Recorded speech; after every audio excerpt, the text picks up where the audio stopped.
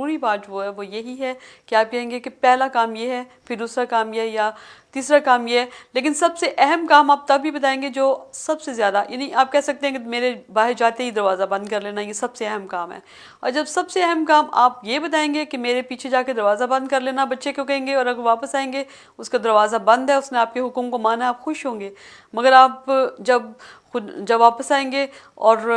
आपके बच्चे ने आपका हुक्म नहीं माना तो आप खुश नहीं होंगे। बिल्कुल सेम खुदा के साथ भी ऐसा ही है। खुदा आपको 10 हुक्म दे चुका है, अगर आप खुदा के हुक्मों को मानेंगे खुदा आपसे खुश होगा, और अगर आप खुदा के हुक्मों को नहीं मानेंगे खुदा आपसे खुश नहीं होगा। तो खुदा का जो कलाम मुक़द्दस के मुताबिक हमें नज़र आता है कि जो हुक्मों को नहीं मानेंगे वो हमेशा खुदा उनकी पुश्तों के ऊपर गुनाह को भेजता रहेगा, लेकिन जो हुक्मों को मानेंगे उन पर रहम करेगा। और मेरा ख्याल है आप सबको खुदा का रहम चाहिए। जब हमें खुदा का रहम चाहिए तो हम अपनी सब चीज़ों को जो हम छोड़ सकते हैं, हम उन चीज़ों को जो खुदा के कलाम के मुताबिक नहीं है, कलाम के मुताबिक नहीं है, हम उनको छोड़कर हम खुदा की तरफ आएँ, ताकि हम अच्छे तरीके से खुदा का काम कर सकें। अच्छा, इसके बाद तीसरी तरह का गुनाह जो है वो हमें मैंने आपको जैसे पहले बताया, वो आदम और हवा का गुनाह है। आदम और हवा का गुनाह जो उन्होंने बागे अदन में किया था, और उस गुनाह की वजह से भी हम अभी तक सफ़र कर रहे हैं, क्योंकि हम उसी गुनाह में पैदा होते हैं। मैं जो बहुत जल्दी आपको बताना चाहती हूँ कि जब खुदा ने ज़मीन और आसमान को अभी पैदा करना था तो ज़मीन वीरान और सुनसान थी, और घेराव के ऊपर अंधेरा था, और खुदा की पाखरू पानी की सतह पर जुम्बिश करती थी। यानी जब अभी तक ज़मीन वीरान और सुनसान थी, मगर घिराव के ऊपर अंधेरा भी था, और खुदा की रूह जो थी वो पानी की सतह पर जुम्बिश करती थी। क्योंकि जब हम देखते हैं कि जब हम खुद, अगर मैं किसी ऐसी रोड पे अगर हम जा रहे हों जहाँ पे वीरानी और सुनसान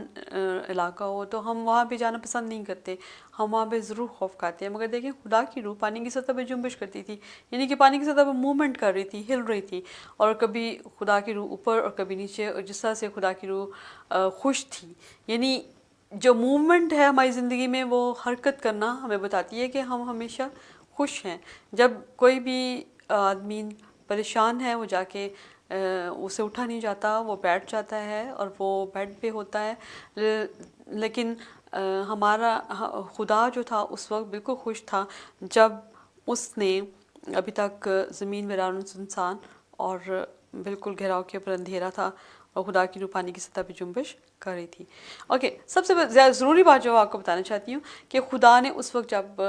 आसमान और ज़मीन को क्रिएट करना था, बनाना था, तो उसने सबसे पहले अपने आप को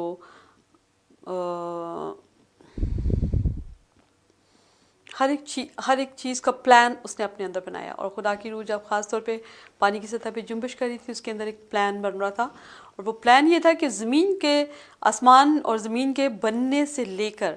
अभी तक जो कुछ भी हो रहा है, और क़यामत के दिन तक, आखिर तक जो कुछ भी होने वाला है, उस सब के मतलब खुदा की रूह जो थी आप पानी की सतह पे वो कर रही थी, अपने प्लान बना रही थी। और जब खुदा ने अपने आप को, जब ये चीज़ें बनानी थी, मैं आपको बताना चाहती हूँ कि 5 दिन खुदा ने काम किया, और छठे दिन में खुदा ने इंसान को बनाया, और 7वें दिन खुदा ने रेस्ट किया। तो ये चीज़ हमें बताती है कि सब चीज़ें, यानी ज़मीन और आसमान और सूरज और चाँद और सितारे और हर एक चीज़ सिर्फ़ और सिर्फ खुदा आदम के लिए बना रहा था, क्योंकि इससे पहले भी कुछ नहीं था, मगर खुदा की रूह पानी की सतह पे जुम्बिश करती थी, वो खुश थी। मगर जब खुदा ने इंसान को बनाना था तो इंसान के लिए ही उसने ये सब चीज़ें बनाई थी। लेकिन सबसे अच्छी बात जो है वो ये है कि और ख़ास तौर पे जो हमें जानना चाहिए वो ये है कि खुदा ने जब आसमान को बनाया, तो आसमान को बनाने के लिए खुदा ने क्या किया, खुदा ने कैसे आसमान को बनाया। क्या खुदा ने बहुत से फरिश्तों को लिया? क्या खुदा ने बहुत से मज़दूर लिए थे जिसने आसमान को बनाया उनके साथ? नो, बल्कि आपको पता होगा सबको, ये बहुत आम सा क्वेश्चन है कि खुदा